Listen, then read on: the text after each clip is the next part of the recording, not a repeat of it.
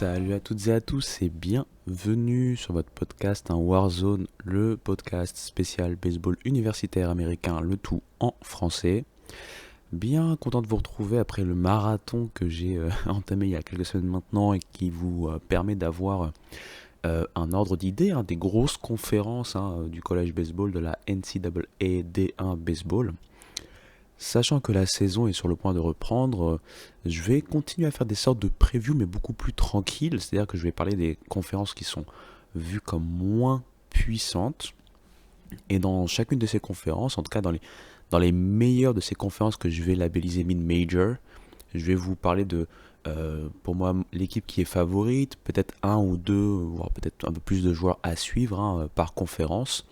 Ce qui va permettre tout simplement de vous donner les dernières cartes avant la saison qui reprend, donc la semaine prochaine, au moment où j'enregistre. Comme d'habitude, vous retrouvez cet épisode et tous les autres épisodes sur toutes les plateformes d'écoute ainsi que sur YouTube. De même, le Homerin, je suis présent sur tous les réseaux sociaux, TikTok, Facebook, Twitter, Instagram notamment. Et sur tous ces moments, on va pouvoir y aller tranquillement. C'est parti!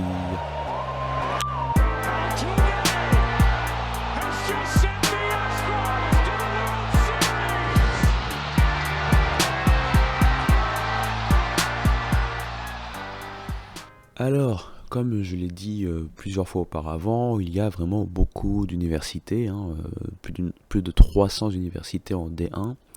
Il y a aussi beaucoup de conférences, plus de 30 conférences.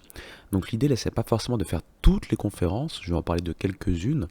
Et ensuite, je vais vous donner 2-3 clés pour suivre un peu le college baseball.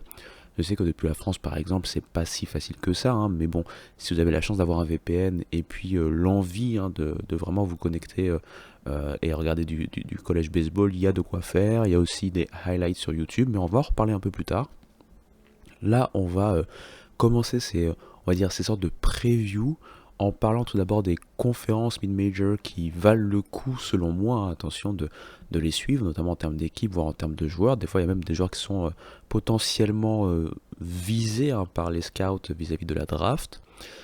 Ensuite, je pense qu'on fera quand même un tour sur le top 25 qui a été donné, comme je le rappelle. Il y a un comité qui va sélectionner les universités à la fin de la saison.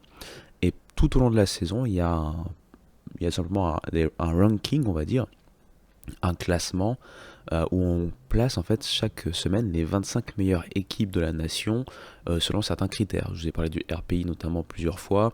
Il y a ces critères-là qui permettent un peu d'arbitrer et de choisir qui on va prendre. On va commencer cette grosse preview par une conférence qui n'est pas vraiment une mid-major. Elle fait partie du Power 5, c'est-à-dire les 5 plus grosses conférences en termes de puissance du pays. D'ailleurs, dans notre sport, elle est souvent même dans le haut du panier de ces 5 conférences. Je parle bien évidemment de la Big Ten. Au niveau du baseball, de manière historique, elle a quand même fait pas mal de choses très intéressantes, notamment dans un lointain passé. Minnesota, par exemple, années 50 et 60, a remporté 3 titres. Ohio State aussi a remporté 1 titre et Michigan en a remporté 2. Donc c'est une des conférences qui au final, si on fait un peu les totaux, a remporté beaucoup de titres. C'est une des conférences les plus titrées entre guillemets du college baseball. Maintenant, c'est vrai que si on regarde la conférence en totalité, et l'évolution du baseball dans cette conférence, il y a un train de retard et ça s'explique par plusieurs choses. Les équipes du Sud qui ont été prêtes à investir, de Sud-Ouest et puis du Sud en général, puisque elles savent que déjà en termes tout simplement de temps, elles ont un temps plus clément. C'est vrai que c'est un sport de printemps, mais ça commence en février. Février dans le Minnesota, c'est assez compliqué, par exemple, pour ne citer que eux. Donc c'est vrai qu'il y a des moyens accrus qui ont été mis dans le Sud. Et on peut le retrouver aussi dans les prospects qu'on voit au niveau lycéen. Si c'est vrai qu'on peut retrouver pas mal de prospects qui viennent par exemple de l'État de New York, du New Jersey ou du Maryland par exemple. On voit quand même aussi beaucoup de prospects qui viennent par exemple de la Floride ou du Texas, ce genre de région, beaucoup moins du Nord. Donc forcément aussi les scouts au niveau universitaire, quand ils vont recruter des lycéens, c'est plus facile de trouver chaussures à son pied dans l'état dans lequel on est, notamment quand on vient du Sud, que au niveau des états plus nordiques, on va dire. Malgré tout, la Big Ten a quand même de la puissance à revendre, on va dire, et notamment elle a quelques équipes qui pourraient jouer les troubles faits au niveau national. La première qu'il va falloir surveiller selon moi, c'est Iowa. Iowa, la saison dernière, c'est un très bon bilan tout d'abord, hein. Je pense que c'était deuxième ou troisième la saison régulière au niveau Big Ten. Et une saison récompensée par un passage du côté du tournoi national, hein. Ils n'ont pas réussi à dépasser les Regionals, mais on a vu de belles promesses. Iowa, pour faire simple, c'est le pitching qui compte, on va dire, avant tout. Et la preuve, c'est que l'un de ces joueurs, lanceurs, hein, Brody Brecht, ou Brody Brecht, est un haut prospect, hein, le junior. À la base, c'est quelqu'un qui est sur deux sports, mais qui a décidé de se focaliser sur le baseball. Et il fait partie donc des cibles un peu des scouts en termes de draft. C'est un lanceur droitier qui l'année dernière avait un IRA de 3,74 sur 16 matchs commencés, hein, 16 starts, 77 manches. Et s'il a concédé pas mal, on va dire même beaucoup, hein, de buts sur balle, il avait aussi un très bon pourcentage de strikeout. Donc voilà, c'est un joueur, je veux dire, c'est le joueur principal à suivre du côté d'Iowa, même s'il y a une belle balance, hein, dans cette équipe.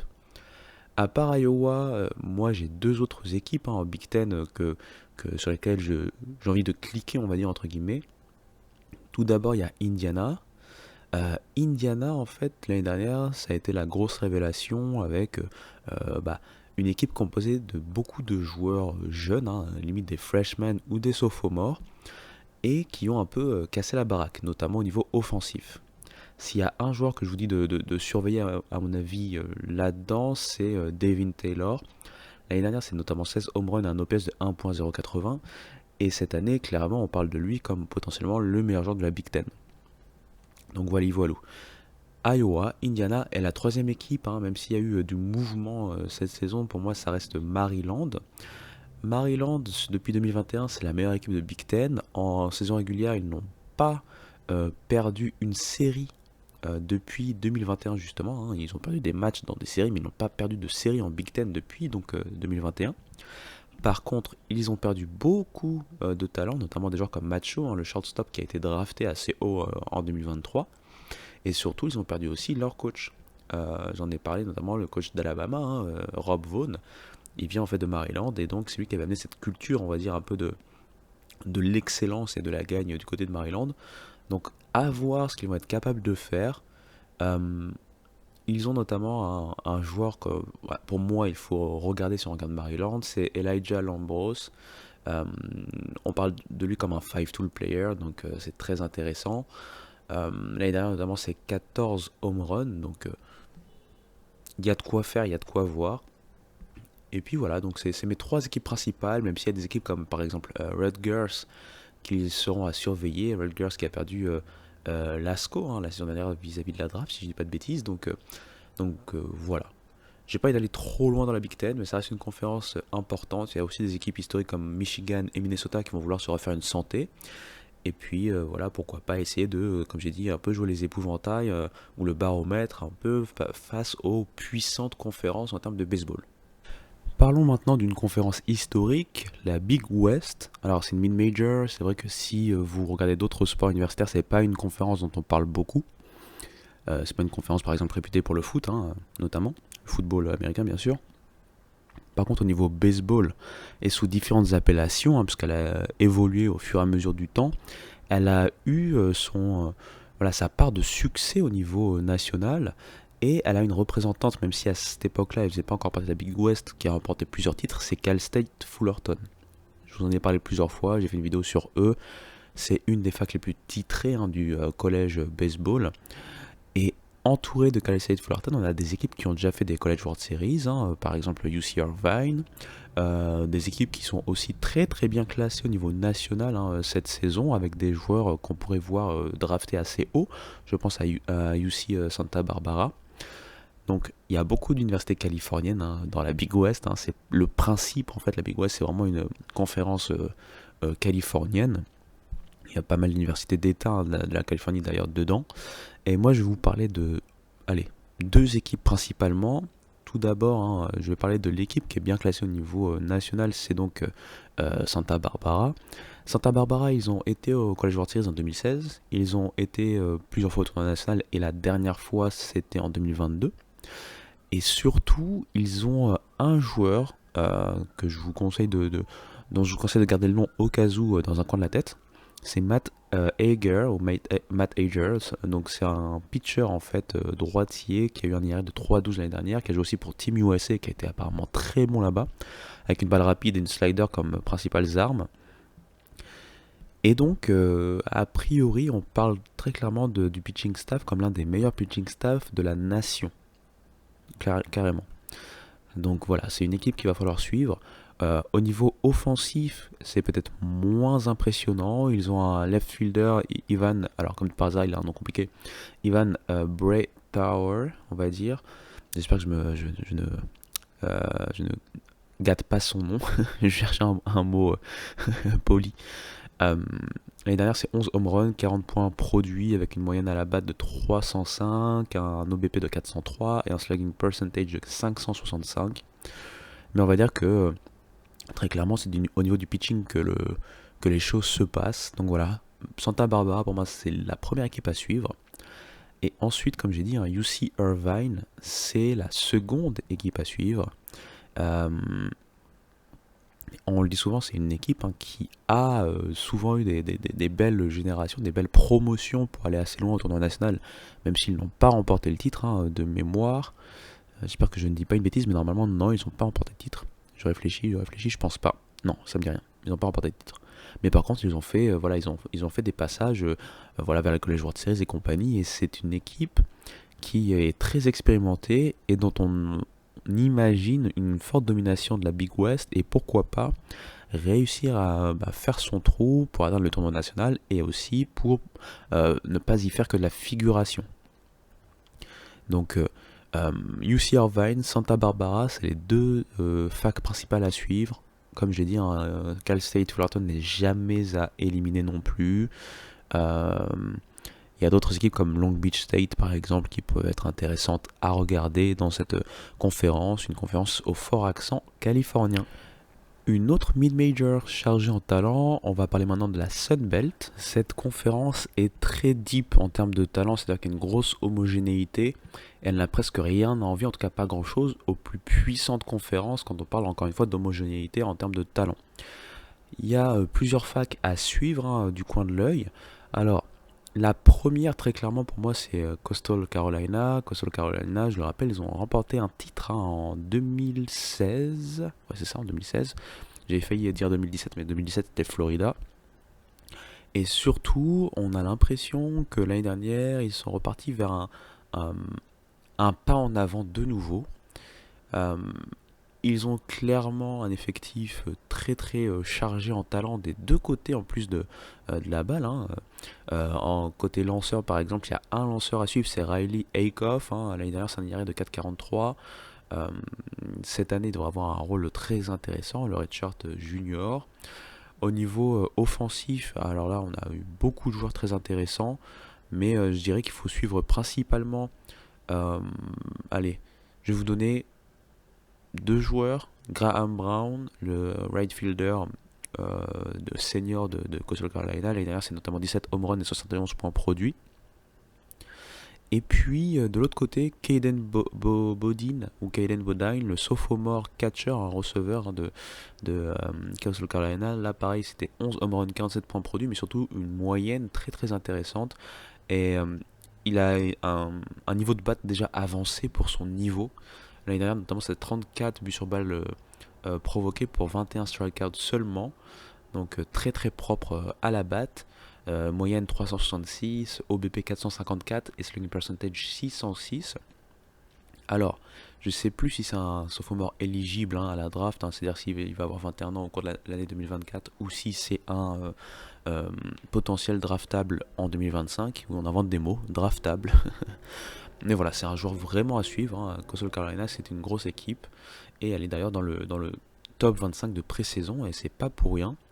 Mais c'est pas la seule équipe à suivre. pour moi, il y a Southern Miss hein, qui a quitté. Hein, donc ça, alors c'était la conférence USA de mémoire, pour venir s'installer dans une conférence beaucoup plus chargée et difficile, dont il est difficile de s'en sortir. Et pourtant, ils ont fait une très grosse saison la saison dernière. Hein, pas mal de statement wins. Ça n'a pas été facile, même puisqu'ils étaient notamment face à Coastal Carolina. Et ils ont toujours en fait l'idée d'avoir un effectif orienté vers les pitchers. Et c'est l'année dernière, leur pitcher star c'était plutôt Tanner Hall. Maintenant il est parti. Le pitcher star et qui pourrait être le pitcher de l'année hein, en Sunbelt, du coup c'est Nico Mazza et il est aussi de Southern Miss. Donc c'est l'équipe à suivre notamment quand on veut voir en termes de pitcher. À part ça, il y a plein d'autres équipes. Je vais vous donner quelques noms d'équipes. Hein. Il y a Troy notamment. Troy, l'année dernière, c'était une grosse saison. Une équipe qui a embêté beaucoup de monde et on est sur le même type de progression cette saison en termes de projection. Donc c'est une équipe qui pourrait facilement, enfin potentiellement, pardon, pas facilement, on sait pas, mais potentiellement intégrer de manière durable hein, le top 25 hein, de la nation. Et donc être un candidat à aller au tournoi national. D'ailleurs, quand je regardais un peu les projections de D1 Baseball, ils imaginaient 3 équipes de la Sunbelt arriver au tournoi national. Le point de vue major, c'est vraiment pas mal. Donc à part voilà, ces équipes-là, il y a 2 équipes bien sûr comme Louisiana qui est jamais à sous-estimer, qui d'autre Texas State bien sûr, qui il y a 2 saisons avait fait une très belle deuxième partie de saison aussi, et qui est souvent bien placé et qui arrive à intégrer le tournoi national de temps en temps. Donc voilà, la Sun Belt c'est une grosse conférence qu'il faut toujours suivre du coin de l'œil. Une autre conférence dont j'ai envie de faire un petit résumé, une petite preview rapide, c'est la AAC, l'American Athletic. Si vous vous rappelez, il y a 2-3 épisodes, hein, quand j'ai parlé de la Big 12, c'est peut-être même le dernier épisode, hein, pour vous dire la vérité, j'ai une mémoire de poisson rouge, mais quand j'ai parlé donc de la Big 12, je vous ai annoncé du mouvement et notamment le fait hein, qu'il y avait des équipes de American Athletic qui venaient en Big 12. Et bien du coup, c'est ça le chamboulement qu'on voit en American Athletic, puisqu'il y a des équipes de conférence USA, une autre conférence intéressante du college baseball, mais peut-être un peu en dessous, qui a perdu ses membres au profit de cette fameuse AAC. Donc on peut voir notamment du côté de la AAC des équipes comme Charlotte qui arrivent. Et très clairement, Charlotte, à part la favorite dont je vais parler dans 2 secondes, Charlotte c'est l'autre équipe pour laquelle il faut, enfin pour moi, pour laquelle on peut cliquer en tout cas. C'est une équipe en progression, une équipe qui a dominé la conférence USA après le départ de Southern Miss et puis de Dallas Baptiste également. Euh, enfin pardon, et l'arrivée de Dallas Baptiste, hein, vraiment, je mélange les choses. C'est une équipe qui arrive à maturité, on va dire, hein, un groupe très intéressant. Donc voilà, une équipe à suivre. C'est clair qu'au niveau, en termes de niveau, à part l'équipe que je vais nommer, le reste, ça paraît un peu en dessous. Surtout que quand on a perdu des équipes comme Houston, par exemple, qui pouvait être une des équipes très clairement, on va dire, à même d'embêter East Carolina, parce que East Carolina va être l'équipe dont je vais parler hein, dans 2 secondes. Mais bon, on peut parler, on peut toujours garder un œil sur des équipes historiques hein, comme Wichita State. Wichita State, je le rappelle, a fait des très belles, comment on appelle ça, des très belles performances dans son passé. C'est une équipe notamment qui a été titrée en 1989.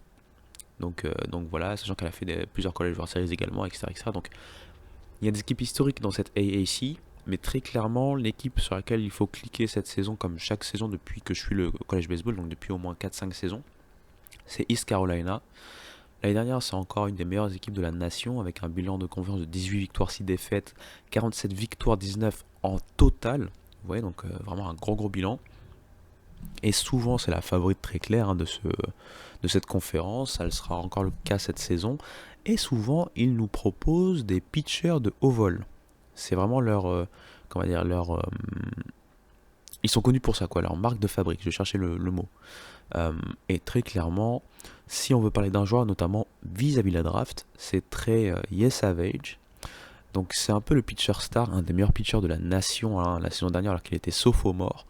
Il a peut-être pas lancé autant de manches que d'autres qui ont vraiment mangé des manches en totalité, mais il a quand même commencé 14 matchs sur les 16 dont il a fait une apparition, dans lesquels il a fait une apparition, pour 76 manches hein, dans lesquelles il a donc lancé, un ratio strikeout but sur balle de 105 pour 23, donc vous voyez c'est très intéressant, un IRA de 2,61 il a aussi fait un peu de... quand il est pas, quand il n'a pas commencé en tant que starter, il a aussi fait un peu un rôle de closer, avec un save notamment enregistré à son actif. Très clairement, c'est un All-American, c'est un prospect pour la draft, il a une balle rapide qui peut aller jusqu'à 98 miles par heure, il a une slider apparemment qui est très très très intéressante. Pourquoi j'ai apparemment? Parce que je me rappelle pas bien. Je l'ai déjà vu le lancer, mais je me rappelle pas bien de sa slider. Mais comme j'ai vu les rapports qui en parlent beaucoup, je me dis bon bah il a une intéressante, voilà, il a une slider intéressante, tout simplement. Cette slider arrive à 86, 88 miles par heure, donc voilà, très très intéressant. Il a aussi une splitter, et surtout, ce qui est intéressant, c'est qu'il arrive à bien commander sa balle en général, avec cette propension à bien cibler la strike zone. Donc voilà, c'est clairement le joueur à suivre dans cette AAC, le joueur à suivre cette saison, hein, vis-à-vis notamment de la draft. Et voilà pour la AAC. Je pense qu'en termes de conférences, c'est bon pour les previews, parce qu'il y a beaucoup d'autres conférences, mais il n'y a peut-être pas le même talent. Mais par contre, il y a des facs qu'il faut toujours un peu suivre.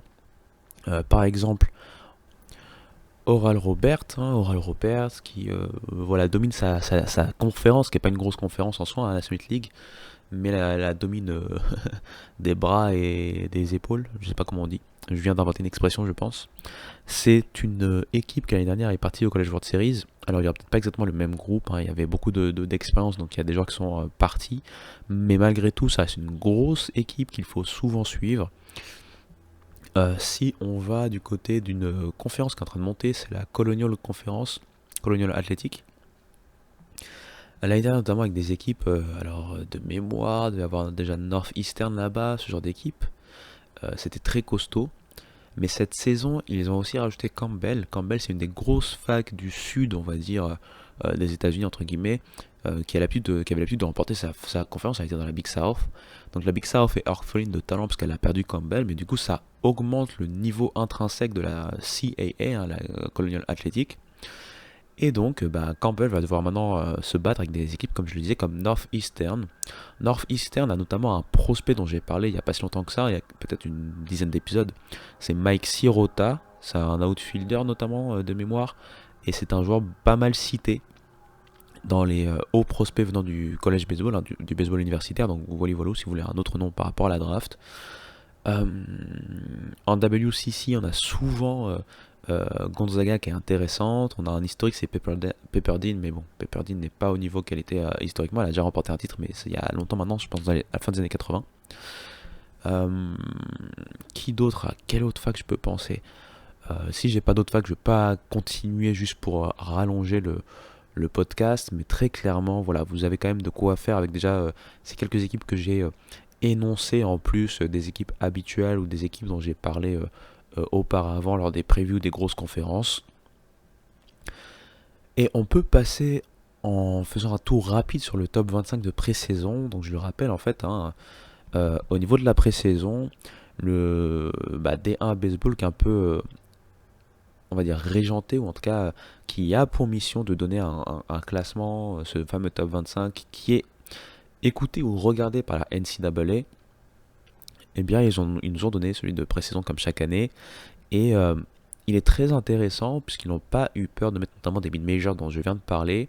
Je vous ai parlé par exemple de East Carolina. East Carolina est 11e de la nation en pré-saison. UC Santa Barbara, dont j'ai parlé également, ils sont 17e en pré-saison. Pas loin d'eux, juste derrière eux, Coastal Carolina, ils sont 18e en pré-saison. Et puis donc, notamment Northeastern est 23e, hein, je vous en avais parlé également il y a quelques secondes. Et Iowa Big Ten est 20e. Donc tout ça pour dire qu'il y a du niveau, et c'est assez hétérogène, hétéroclite. On retrouve quand même beaucoup de S ici, hein, puisque là, quand je compte, il y a Florida en numéro 2, ça fait 1, Arkansas en numéro 3, ça fait 2, LSU en numéro 4, ça fait déjà 3. Vanderbilt aussi est là-dedans, Texas A&M, Tennessee, on doit avoir aussi Alabama, et on a aussi South Carolina, donc ça fait 7-8 équipes de SEC facilement. On a aussi quelques équipes de Pac-12, hein, notamment UCLA qui est de retour là-dedans. Il y a de la AAC aussi, la ACC, hein, j'en ai parlé, la deuxième plus grosse conférence du pays avec NC State, Virginia, North Carolina. Qui d'autre est pas trop, Wake Forest, hein, Wake Forest est encore numéro 1 de la nation, un peu sur ce qu'elle a montré sur la saison régulière de la saison dernière, plus ce qu'elle a fait en College World Series malgré l'élimination en demi-finale face à LSU, futur champion. Donc voilà, il y a du monde et du beau monde. Je vous invite à aller regarder, hein, même sur internet, c'est facile de retrouver ce top 25 de pré-saison.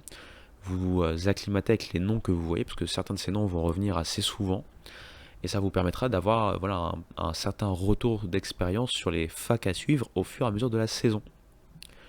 Pareil, moi je vais faire en fait de manière régulière des points sur ce qui se passe dans la saison en termes de notamment des grosses conférences, les facs voilà, qui sont en haut, les facs qui sont un peu décevantes au fur et à mesure de la saison, etc. etc.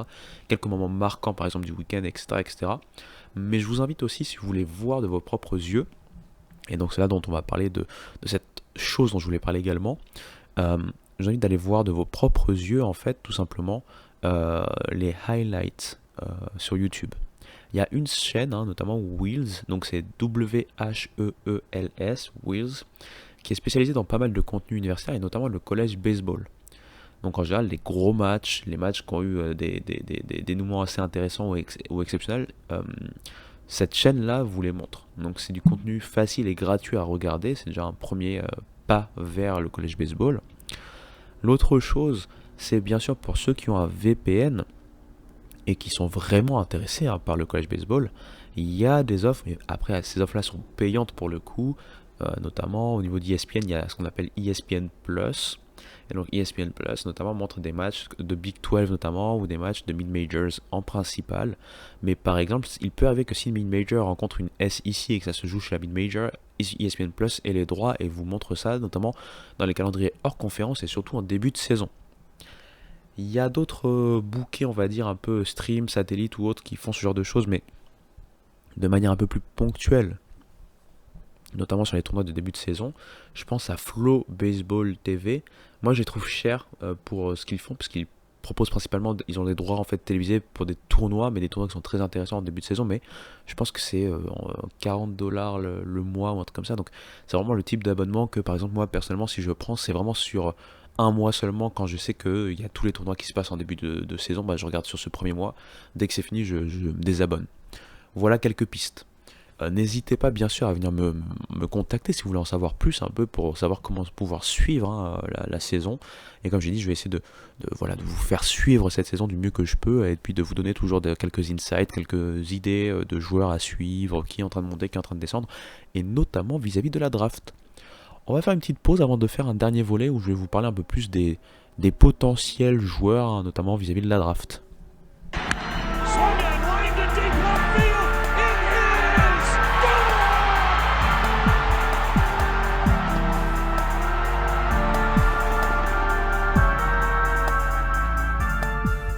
Alors, pour cette dernière partie, je vais juste vous donner quelques noms de joueurs dont j'avais déjà parlé dans un podcast où j'avais parlé un peu des joueurs à suivre pour la draft.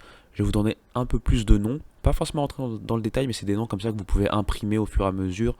Et au fur et à mesure de la saison, bien sûr, on reviendra un peu sur leur performance en particulier. Le premier joueur, forcément, c'est le two-way talent, le two-way player qui vient de Florida, c'est Jack Aglione. L'année dernière, meilleur joueur de la SEC, un joueur à plus de 30 home runs au niveau offensif notamment. Si c'est vrai qu'il va falloir baisser son strikeout rate et qu'il peut-être diminue son envie d'aller chasser toutes les balles, c'est un gros talent déjà offensif, il peut jouer première base, défensivement c'est pas mauvais, c'est pas le plus grand défenseur mais c'est pas mauvais en première base. Et puis après sur ce qui nous intéresse aussi c'est sur le monticule, en tant que lanceur, il a été starter la saison dernière pour un IRA de 4 et quelques, je pense que c'était 4,50, quelque chose comme ça. Son IRA a quand même monté au fur et à mesure de la saison, notamment sur la dernière partie de la saison. Ce qui fait que voilà, ouais, c'est un peu en trompe-l'œil, dans le sens où il a surpris pour moi d'abord beaucoup de monde avec ses qualités. Il faut savoir c'est un joueur qui a eu Tommy John à sa saison freshman, si je dis pas de bêtises. C'était soit sa saison freshman, soit sa dernière saison de high school. Mais voilà, il est arrivé un peu sur le tard, dans le sens où avant la saison dernière, personne ne connaissait ce talent en termes de lancer. Voilà. L'année dernière, il a surpris tout simplement en étant donc ce fameux two-way player que toute la nation dont toute la nation a eu vent, et puis voilà, il s'est révélé aux yeux du monde entier en termes de scout et compagnie, et c'est pourquoi là maintenant c'est clairement le numéro 1 des joueurs à suivre en termes de prospects pour l'instant au niveau universitaire. Derrière lui, un profil beaucoup plus, euh, on va dire, classique. C'est pas un two-way player, quoi. C'est Nick Kurtz. Nick Kurtz, l'année dernière, c'est une grosse saison. Et lui aussi, première base, hein, quand il joue. Enfin, lui, pour le coup, il joue que joueur de champ. Mais voilà, première base en tant que défenseur. En termes d'offense, c'était très intéressant. C'est peut-être le deuxième meilleur joueur offensif derrière le junior de l'année dernière, un Brock Wilken qui a été drafté assez haut à la draft. Donc Nick Kurtz peut suivre ce genre de trajectoire.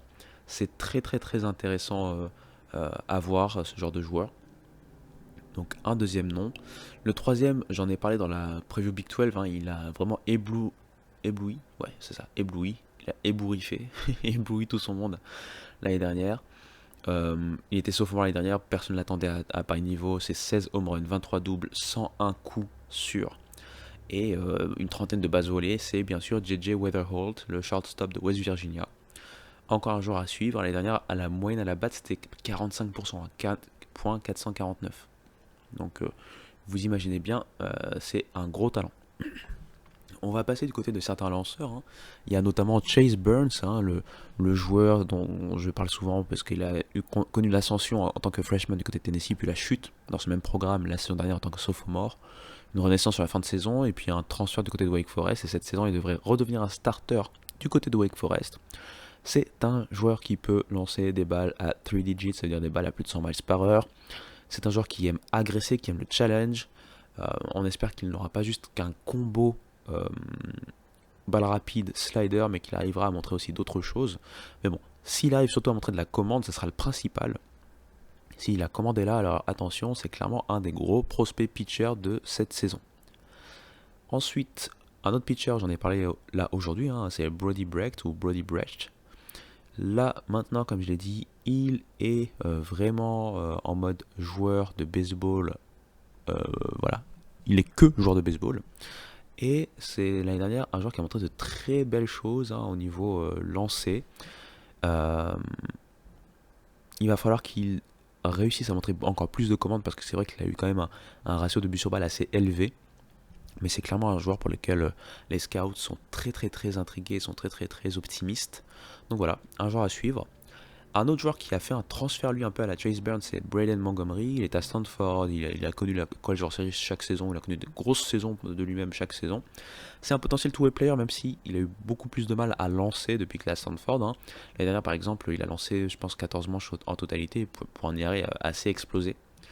Mais c'est clairement au niveau offensif qu'on veut le voir. L'année dernière, c'était, je pense, entre 15 et 17 home runs faciles avec des moyennes aussi très très très insolentes. Donc voilà, sachant que défensivement aussi c'était très intéressant, il pouvait jouer dans la outfield, il pouvait jouer par exemple même deuxième base s'il le fallait.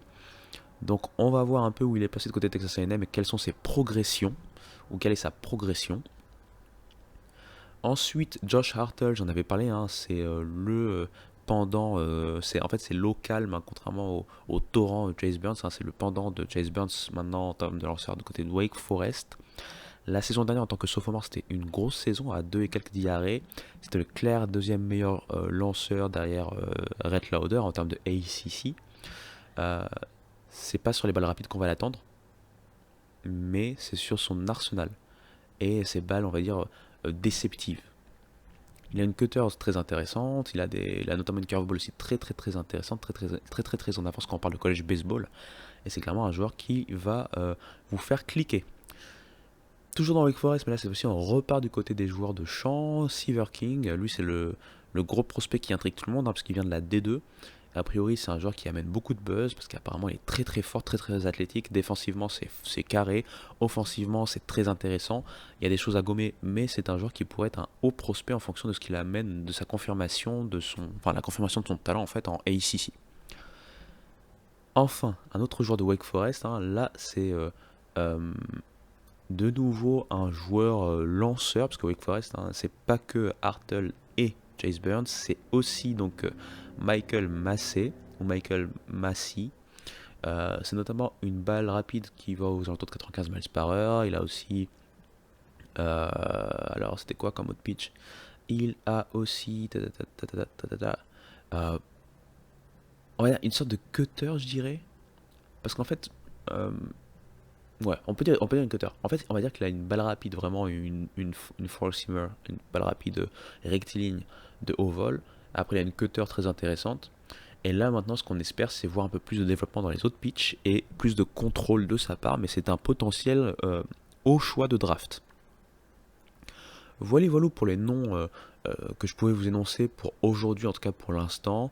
Il y a d'autres noms, j'avais parlé de Mike Sirota, j'en ai reparlé même aujourd'hui du côté de Northeastern, qui devrait être aussi, s'il continue sur sa lancée, être un très gros prospect, un très haut choix de draft.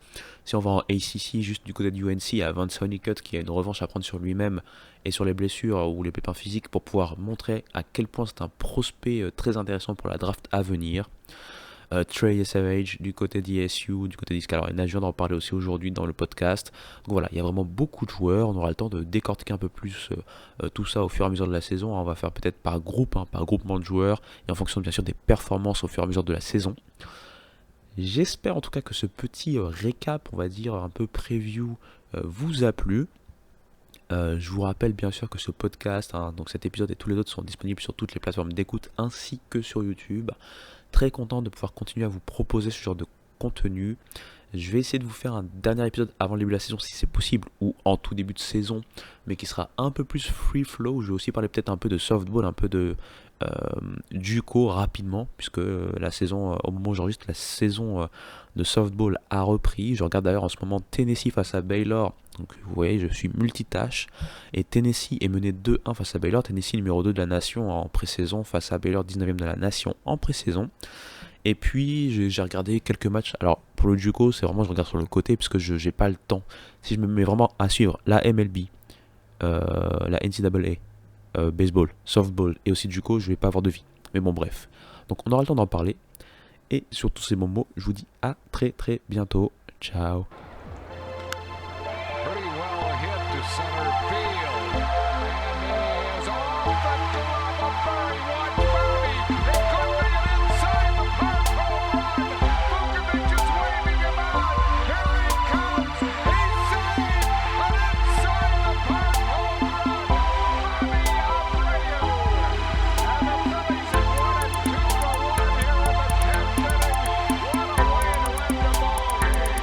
The 2-2.